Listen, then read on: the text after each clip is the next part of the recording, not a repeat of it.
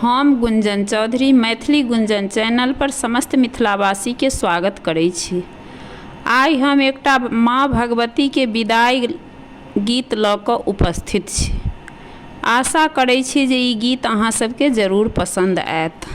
आजुक दिन जतरा छनि माई के, जतरा छनि माई के, आजो मन लागए उदास, आजो मन लागए उदास।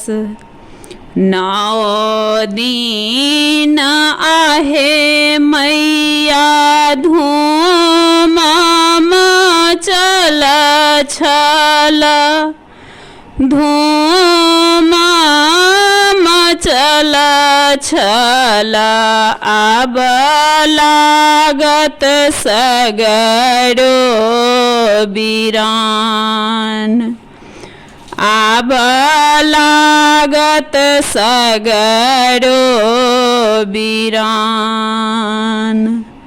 घरे घरे आहे मैया पूजा अहाँ लेलहुँ,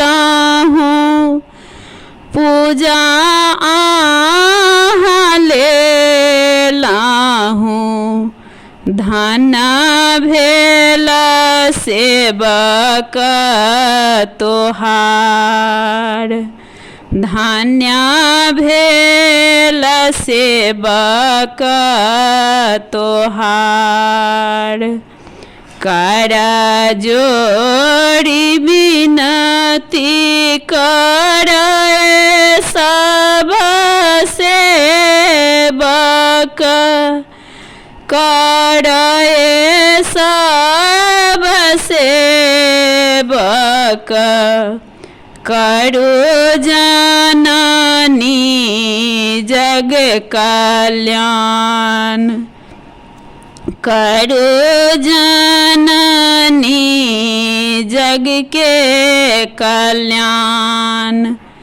आजुक दिन जतरा छनि माई के, जतरा छनि माई के, आजो मन लागए उदास, आजो मन लागए उदास, आजो मन लागए